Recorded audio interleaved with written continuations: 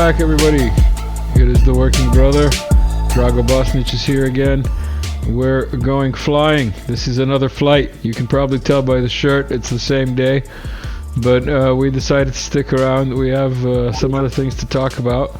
And oh yes, there will be no bloopers this time. I almost switched to the wrong scene. Drago. But yes, we are in the Su-57 this time. Let me turn this volume of this music down a bit. Alright. My Tyrannus joystick is saying inactivity alarm in a very British accent. This I need to put here so I can keep an eye on this. Give you guys the audio of this lovely Su-57 here on the runway in Voronezh. Voronezh of fame, where they recently... what happened in Voronezh, Drago? You want to tell people? Yeah, a democratic drone hit the autocratic Russian storage, and it went up in flames, I guess, as is the case always when you hit a storage area. So yeah, that's pretty much it. Was it a drone? Was it confirmed it was a drone? I mean, it sounds sort of like a drone cruise missile hybrid. At least that's what they say it is. It's difficult to say what it is because the Kiev regime likes to use ambivalent language when it comes to these weapons because they want to hide the involvement of some other people. I'm not sure, if I should say who they are, and if they're NATO or something like that. They like tea. They like tea.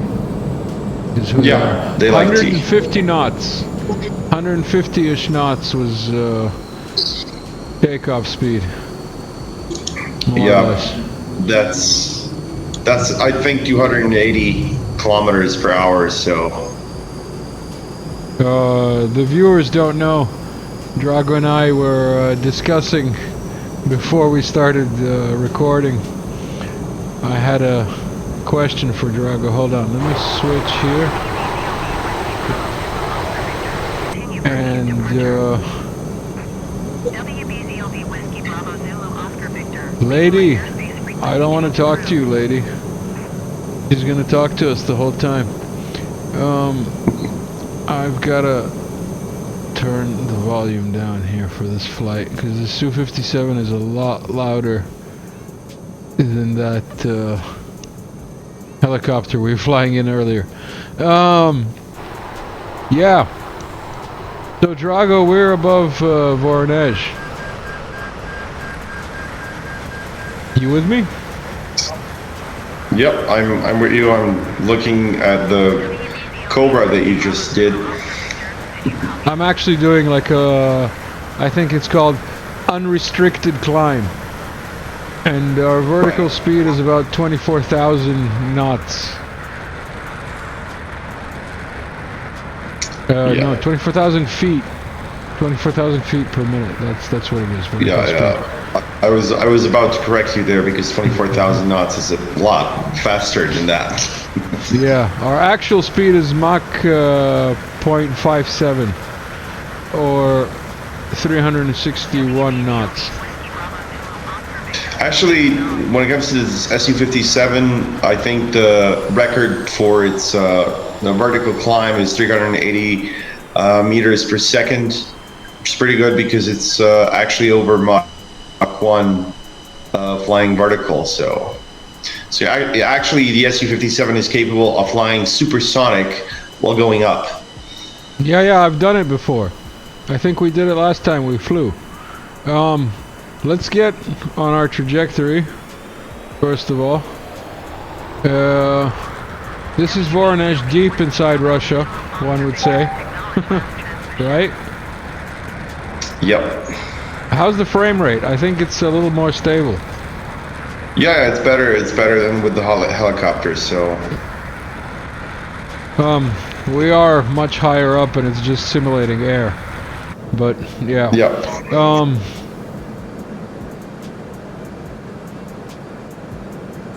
We are, what altitude? 17,000 feet. Mach 1.3. WBZOB Whiskey Bravo Zulu Oscar Victor ATC services terminated. ATC services terminated. We'll celebrate by flying upside down. This is Voronezh from space. Look at it, it's from space. If you believe in space.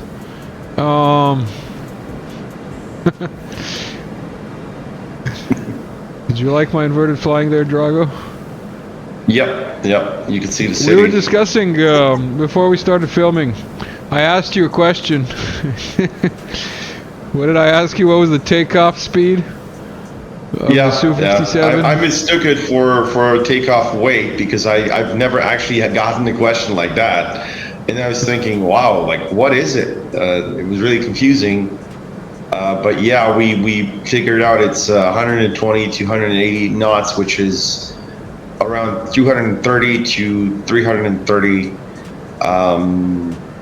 kilometers per hour. So that's the minimum takeoff speed for the Su-57. All I can say is I recently saw an interview with a Su-57 pilot. You might have come across it as well, and he was saying that it's basically extremely easy to fly, like it flies itself. I can agree with that. I can like second that in the simulator. Which maybe goes more to talk about like the simulator being correct. But yeah, go on.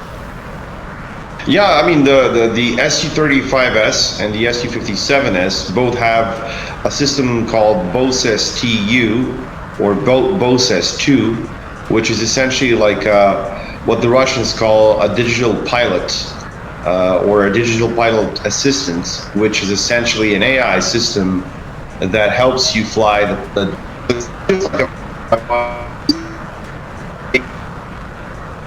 to control.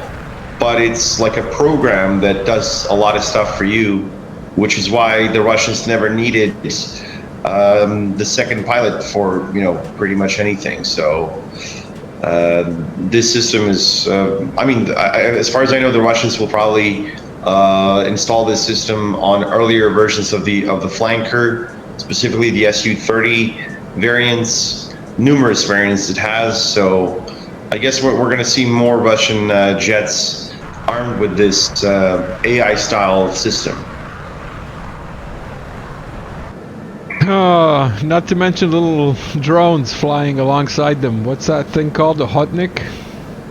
Yep, S-70. Those things will be just awesome. Like they're going to get new engines. The single engine variant of the AL-51F, which is probably going to be the most powerful engine ever installed on a fighter jet, and it's going to enable the Su-57 to reach speeds that are comparable to MiG-31. So we're talking Mach 2.7 to 2.8. So, and also the most interesting thing I think for the Su-57 and the new engines is that it doesn't have an afterburner chamber. It uses a completely different system for afterburning. So, I mean, only the Russians are the only ones who know how it functions, but they claim it uses what's called so-called plasma ignition, which is why oftentimes you can see that there's this sort of like a blue afterburner light emanating from the engines on certain prototypes, which use the AL-51F engine. So I guess the Su-57 is going to look a lot cooler in the future. We were flying at Super Cruise 1.13 Mach without our afterburners, but since you mentioned them, and since we're at our next stop, which I forgot actually what it is, but we're heading south very soon. But let's see the ceiling that this thing can climb to. What's the stated ceiling? Well, the official number is 23,000 meters. Which would translate to how much in feet? I have no freaking idea. I was never good in imperial numbers or metrics, if you want. I've always used the metric system for that, so I'm not really sure, to be honest. I'd say it's somewhere around 65,000 feet. Yeah, that's the official number. I presume the real number is closer to 24, 25, so...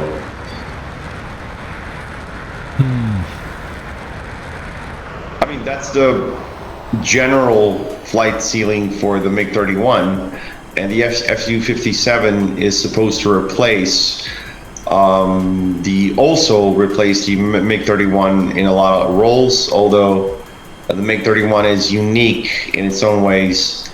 And we might say it is definitely the best interceptor in the world, and I'm not sure if the Su-57 can even match that level of interception prowess.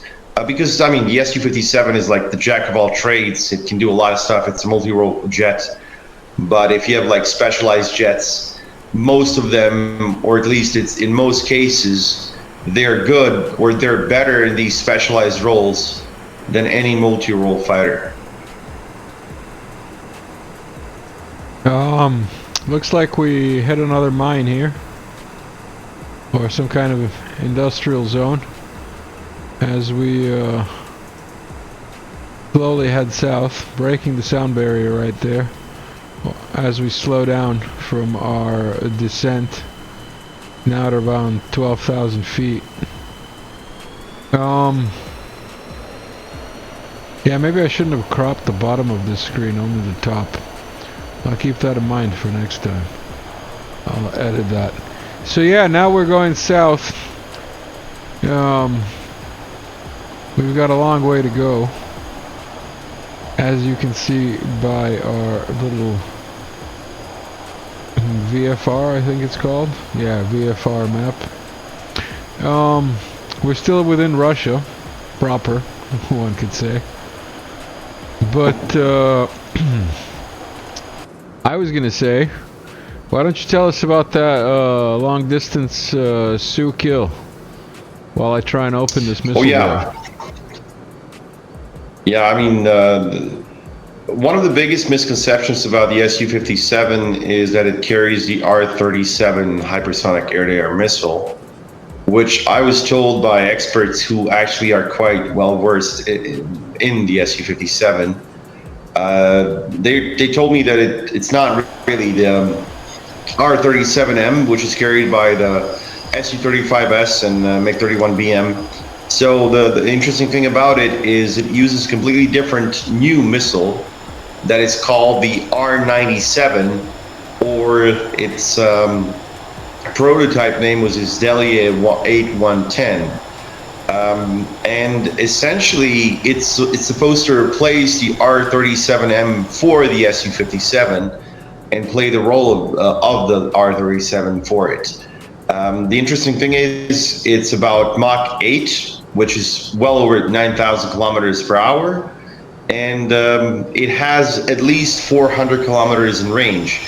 And even though some Western observers were saying that the missile is a version of the R-37, it's not actually. It's a version of an air defense system or an air defense missile that's found on the S-400, and the missile is called 48N6DM, and it has very similar stats. Obviously, because it's launched from the ground, it has a shorter range and a bit lower speed. But if you launch it from an aircraft like the Su-57, you get more speed and you get more range, which is why it has superior performance in comparison to its land-based brother. So, and of course, there's been a lot of speculation, which has largely been confirmed, that the first F-16 that was downed a few months ago was actually a Su-57 kill with the R-97 missile, and one of the Ukrainian analysts and when I say Ukrainian, really Ukrainian. His name is Mikhailo Pavlev. He actually says that his sources suggest that the Su-57 might have killed the first F-16. I mean, which isn't like a big, let's say, milestone for the Su-57 because it's capable of downing a lot more capable aircraft, which I think it's been doing for the last 2 years at least, because it has a lot of these weapon types it can carry, including the excellent X-69 or KH-69 missile, which is like a stealthy cruise missile with a range of at least 400 kilometers, possibly longer range than that. And it has a bunch of other weapons that make it even deadlier than it already seems. As Drago was giving us that explanation, I was doing little inverted shows of the weapons bay doors while we were flying at Mach. First of all, we opened them below Mach 1, and then we got up to Mach 1.1, and it was the first time that I've actually done this in the game, because I didn't know if you could open the weapons bay doors supersonic, because, like, you know, who knows? You don't want to blow up your plane by opening weapons bay door. And then Drago told me that actually this thing can do it. So Drago, you want to tell us why and how and what? Because first of all, we should understand that the airframe of the Su-57 is a 10 to 15G airframe, so it's the first jet that can withstand such essentially load during any sort of maneuvering or flight speed, and because it was made from composites and titanium and all these other things are quite durable, it's able to fly supersonic and launch its weapons from the internal weapons bays while going supersonic. And there are only 2 other jets that can 100% do that. That's the MiG-25 and the MiG-31. Those 2 jets, they've been actually detected by American air radars flying at Mach 2.5, 2.6 while being fully loaded with missiles. Including the R-33, which is like the older version of the R-37. So it's pretty amazing, you know, when you see that a jet is able to fly not only like supersonic and launch stuff, but it's actually able to sustain that flight for over 1,000 kilometers without suffering any damage to the jet itself, or to the engines, or to the weapons that it carries. So these are extremely highly durable, high endurance jets that are capable of heavy loads, essentially. We just flew by a village called Shamarayevka, which one would be inclined to believe in Serbian means Slapville. In any case, we're flying along the front line, also known as the border.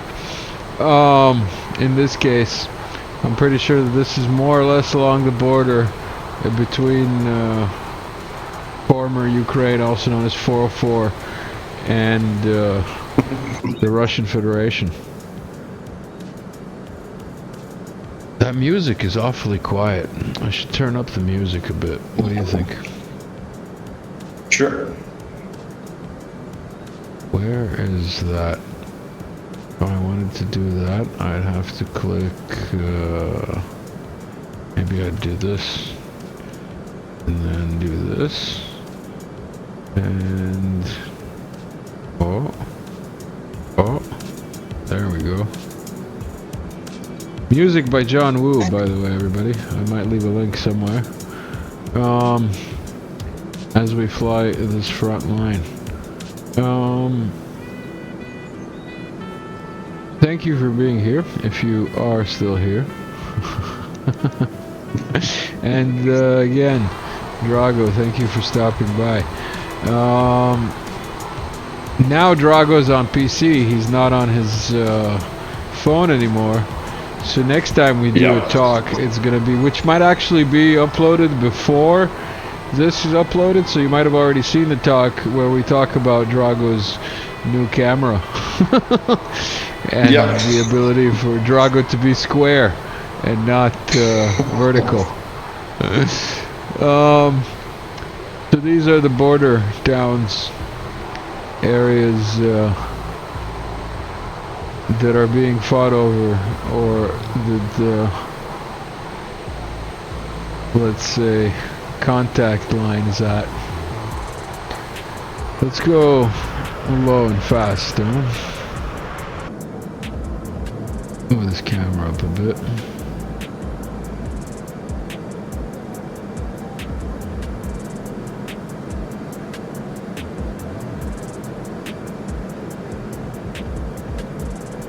Realistically speaking, Drago, this is not how you would fly one of these planes, right? Oh, absolutely. Like you would have to go a lot higher. But I mean, you know, like depending on the situation that you're in, you could go lower if you want to evade radars.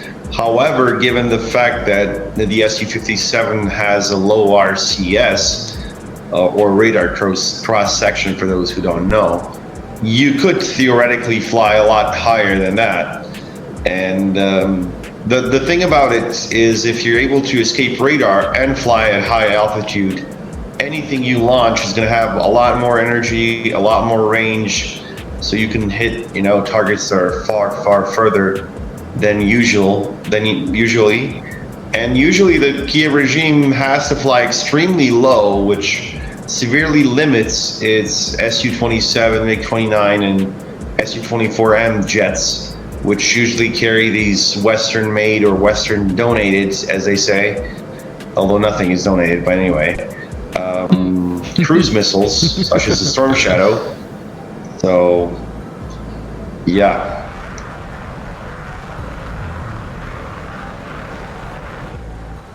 Oops. Okay. That view changed radically. Why does it do that? No. Okay, let's slow down first. If we were actually in a war zone, we'd be shot now. Yeah. Why every time that I put the camera back to the normal position, it fucks up?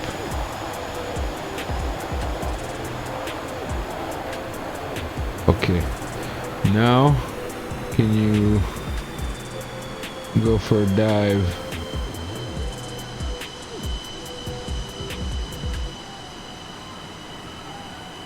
We're doing some very acrobatic flying.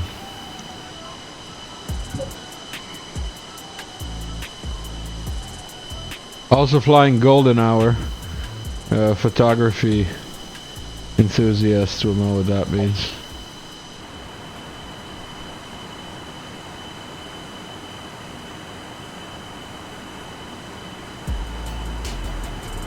You know what the golden hour is, do you, Drago?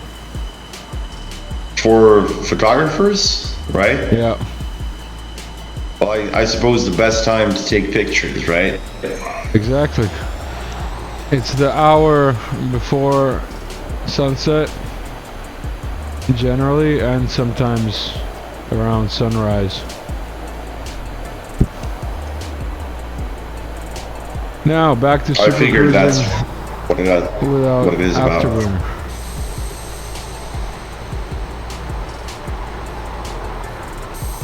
Okay, it won't let me put the camera behind us. I guess, wow, that's unbelievable. I don't understand. This has never happened before. In any case, we'll be diagonally behind us, but we'll be super cruising soon without afterburners. Now, this is still the borderline, border? The border. Yeah. It's the border. Yep. And we're gonna be Heading north. Oh, that was Belgorod behind us. That's what that was. That city that I was flying above that I didn't know what it was. It was Belgorod.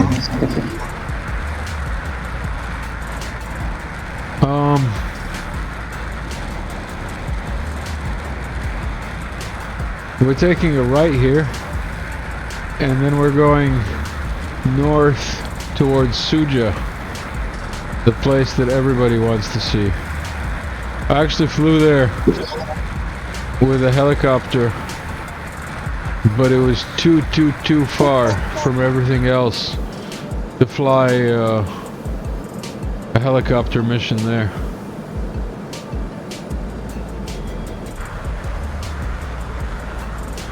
Like, where is it? The Kursk, is it? Yep. The nuclear power plant that they want?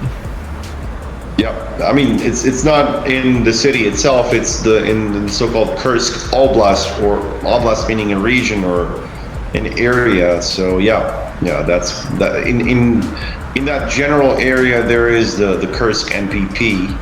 Although, like, they like to show the entire map of the oblast and essentially present it as if the Kiev regime took all of it, but in reality, they just took the areas that are in the direct border area with former Ukraine, as you said. As we fly up north now towards Sudzha, I'm gaining altitude just to get some speed, because the air is thinner up here, and a lot less processing is required for air than it is for the ground, so that you guys have a little bit less lag while we get to Sudzha. Let's see if we can break 2-3 Mach. What's the top speed of this thing? Well, they've changed a couple of times, but the last number that I saw from any remotely relevant source is Mach 2.5. 2.5, huh? Yep. Let's see. And the thing with these top speeds, it's all about what altitude at. You know what I mean? Yeah. Because like you can't get to Mach 2 at ground level. You know. You're not gonna do it. Yeah, the air density is such that, you know, it's very difficult to fly even supersonic, like, which is over Mach 1. I mean, the general number is 330 meters per second when it comes to the Mach number, but as you said, like, the actual Mach number is increased the higher you are. So essentially, like, if you can fly to space, technically speaking, your Mach number would increase dramatically, because there's essentially no air resistance to reduce your speed in any way. There would also be no air to burn in your engines, but exactly. That's minor. And you would go down unless, like, you have an actual rocket motor. There's nothing you can do, really. By accident, we veered off course a bit, and we ended up over Kharkov, if I'm not mistaken. We're at 1.8 Mach, and yeah, it's Kharkov that's opposite, or is it Sumy? Kharkov is essentially opposite of Belgorod, so, like, I mean, right? They're not very close, although by the standards of how big Russia and Ukraine are, they are relatively close, I would say. We've been maneuvering and doing all kinds of stupid things. We're at 66,000 feet, and climbing at 8,000 feet per second.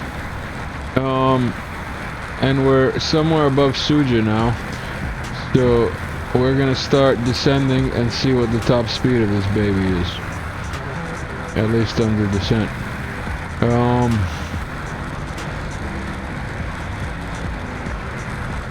Let's get some visuals here. Ooh, look at that, we're in space.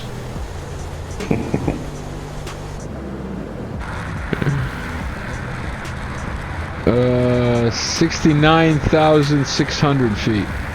Let's go 70,000 while we're here. Why not, huh? There we go, 70,300. That's enough. Now we can do a dive. And we're doing all these maneuvers at 1.8 Mach. For everybody who's still here. We're doing a loop-de-loop at Mach 2 now.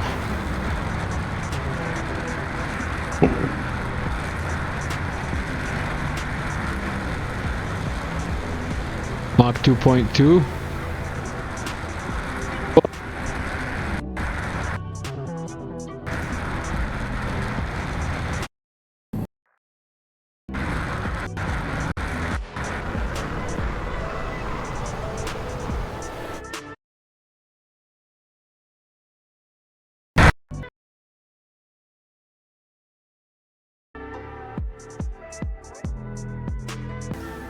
Alright, and we're back after some technical difficulties. My headphones disconnected for some reason. Let's get back to flying. Wait, where is this? I need to move this over there. And then I need to come back here and resume, and hopefully this thing. There we go. Yeah, so Mach 2.2 something we were falling at. Oh, there's Sudzha. I recognize it. That's really bad. Where's the air brake? I think this is the air brake. There we go. Let's start braking. Yep, this is Sudzha. That was the sound barrier. And now let's do a little tour of Sudzha at sunrise. For everybody who might need to be oriented, this is Russia.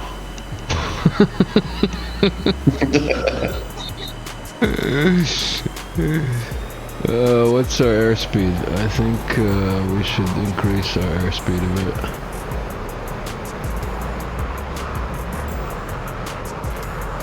And the frame drop is visible.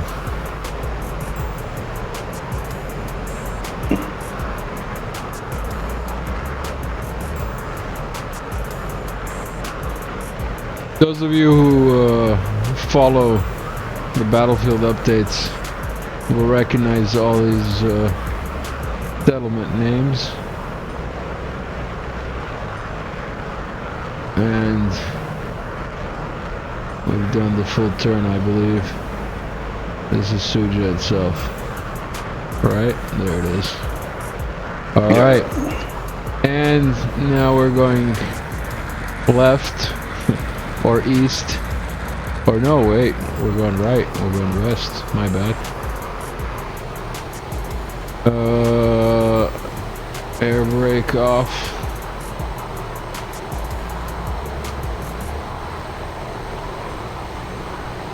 This direction, generally speaking. It's lovely here. It's a shame that there's a war going on. Yeah. It's almost as if it was planned by bad people who want to destroy both countries. Bad people who want to destroy countries and nature. Yeah, yeah. But they also keep whining about nature being destroyed by other evil people that are not them, I suppose. I think it was Zelensky who brought up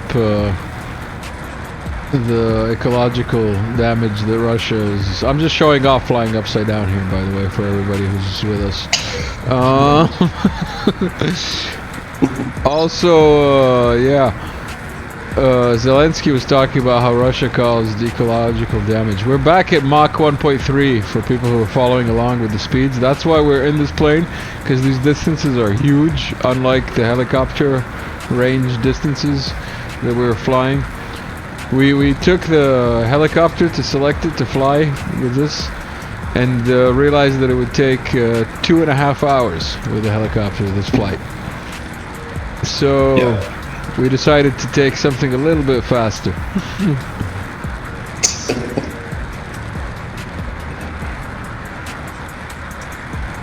Oh, looks like there's somebody else flying here, although he's flying commercial.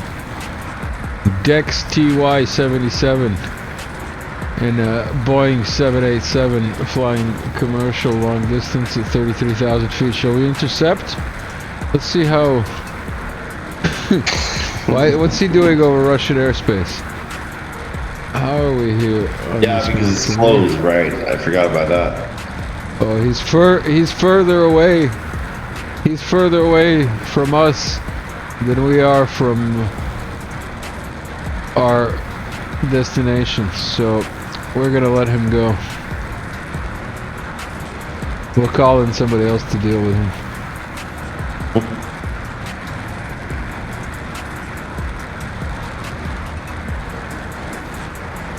Will it let me put the camera down now? Nope, it still won't let me do the camera. Why? It'll let me put it anywhere except exactly behind the plane, which is where I want it. Anyway, you want to pop some smoke? Do you think this plane actually has smoke? It's probably... Where's my mouse? Come on.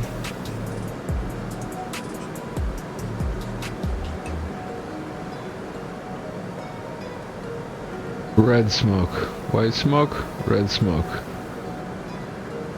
Where's my master smoke switch? There used to be a master smoke switch.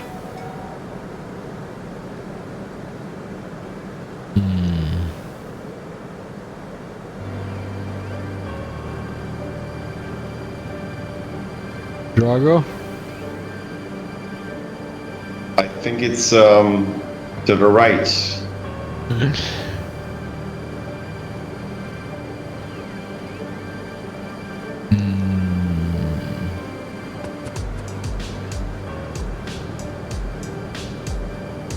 Well, maybe another time when I do some research before flying. Or is it on this side? Nope. Oh well. Maybe some other time. I think we activated it another time. Oh, we need to turn. We need to turn. Let's do that from outside. Make it look pretty.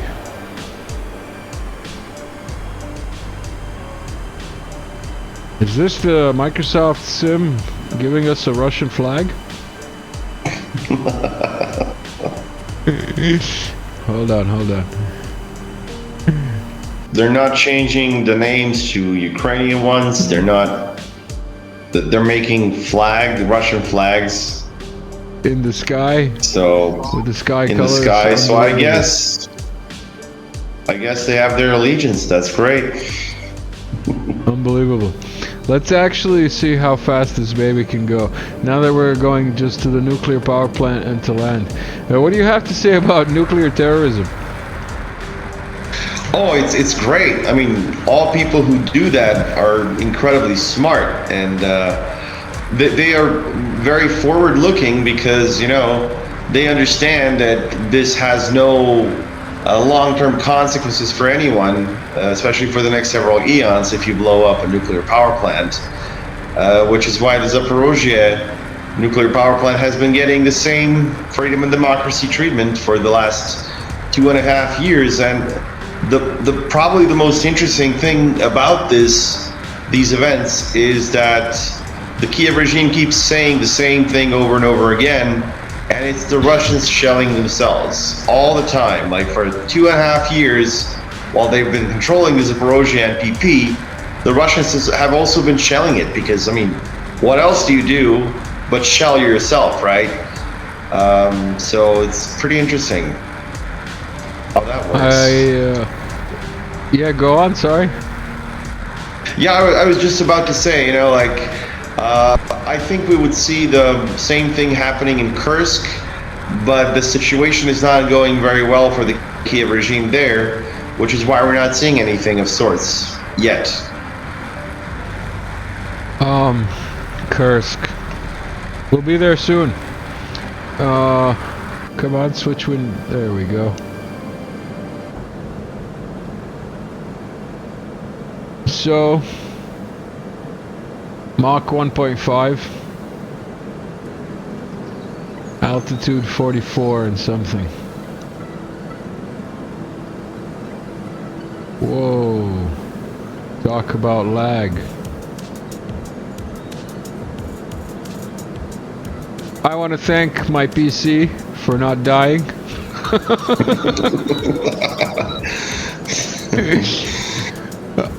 If you made it this far, leave a comment. Say that you want to thank the PC. Cause seriously, this PC is like, it's an i3, and it's like 9th or 10th gen or something, I don't remember. It's the one with the 4 quad core, like actual, not virtual. I don't know what that means. I know what it kind of means. But the point is, it's a 3-cylinder, and it's working at 9,000 RPM. But it's you know, it's coping. It's bringing you guys these beautiful visuals at like probably slideshow frame rates. We'll be there soon, guys. Don't worry. We've got 2 stops: the nuclear power plant, and then right after that, oh, look at that cloud. That's interesting. There's a cloud right above our destination. So yeah, we're gonna see the nuclear power plant, and then we're gonna go land.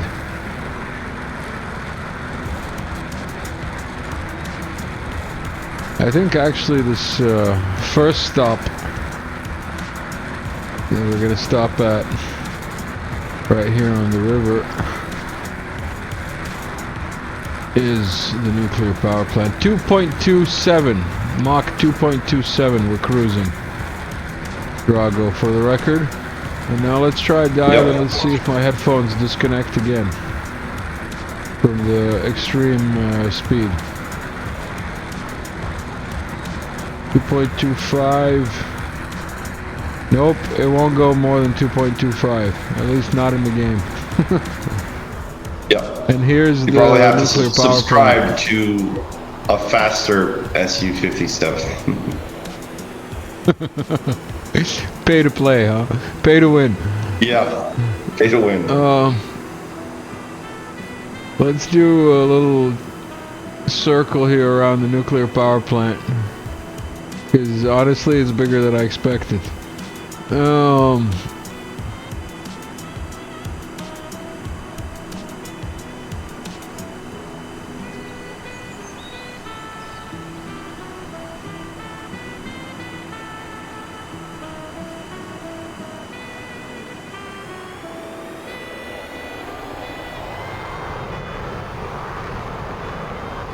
This all here would be the nuclear power plant below us.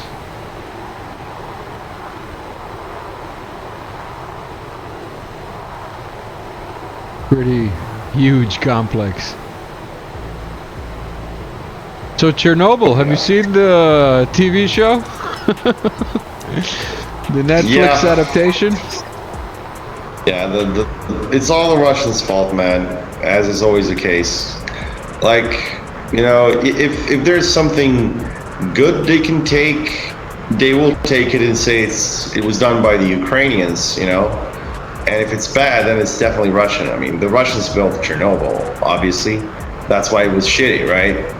And that's why the disaster happened. If it were the Ukrainians, they would have made it a lot better, right? Well, wrong, because like 90% of the personnel were people from the country where the, you know, the NPP is located, so. It was Soviet bureaucracy, man. Right. No, really. That's what Netflix told me.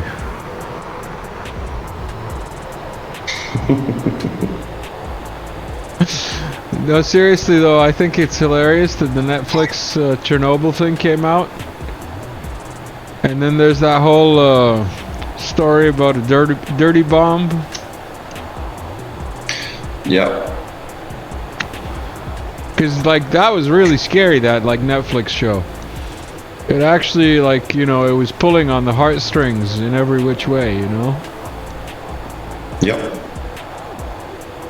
Very hazy. I mean, it's almost as if they've been doing it before when Zelensky was the so-called servant of the people, when he was essentially like almost as if he were the president, and later he became president. So I guess no narrative control there at all, right?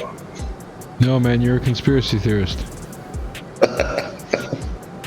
You're a conspiracy theorist talking to a guy who has a flying comedy show. No comment. Rushkovo airfield, which we checked, is basically just a dirt track. Yeah. And the airport is coming up here on our left soon. One thing that pisses me off about Flight Sim, it gives you all these pins for all the villages and everything, except for the actual airport that you're going to. But I guess that makes it more real or something. And if I'm not mistaken, the runway is oriented this way. Actually, could we be God and just take away this mist so people can see how big the city is? Yeah, why not? Or should I challenge myself to land in this foggy morning? Where's the weather? Since you said why not?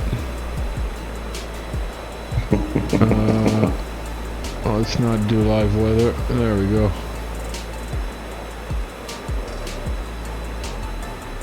Marshala Zhukova. Right here. You know you're on the right path.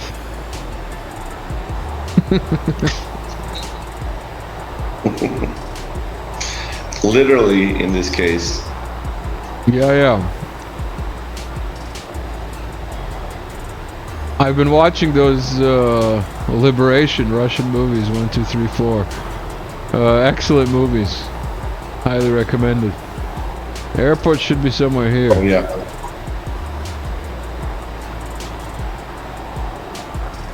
On our left.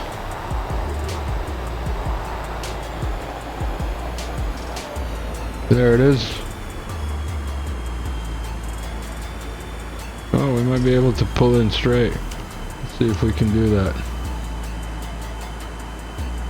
Nope, not at this speed.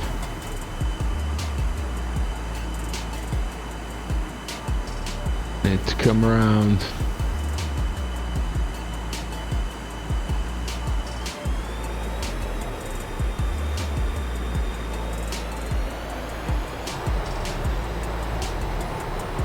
Okay.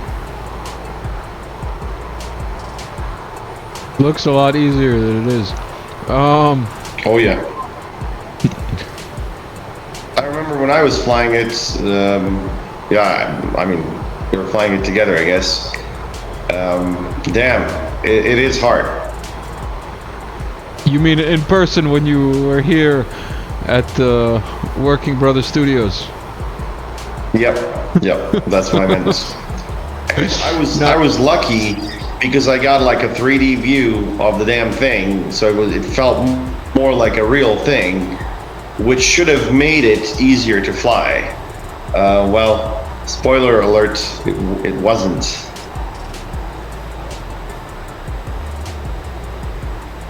It only looks like we missed the runway.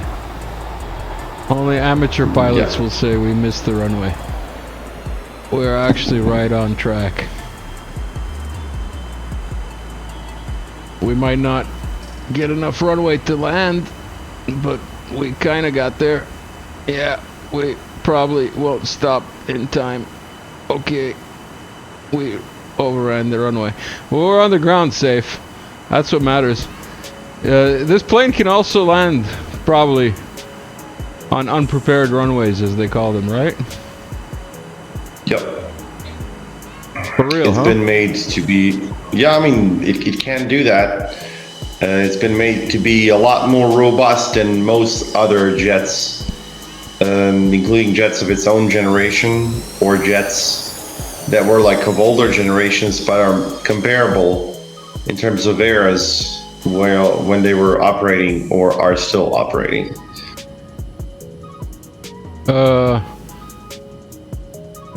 Check out this trick. Oh, come on. Open. There we go. It opened, but it didn't give me the animation. Why didn't it give me the animation?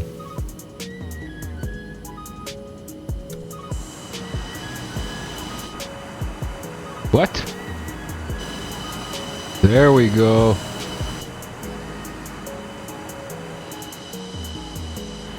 Convertible. Drago, thank you for sticking along. Of course, man. Let me try and get this here. Where are the controls for this thing? There we go. Then we go to this. There we go. Drago, thank you. Everyone, have a good day. Safe flying and all that good stuff. Like, share, subscribe. You know what to do.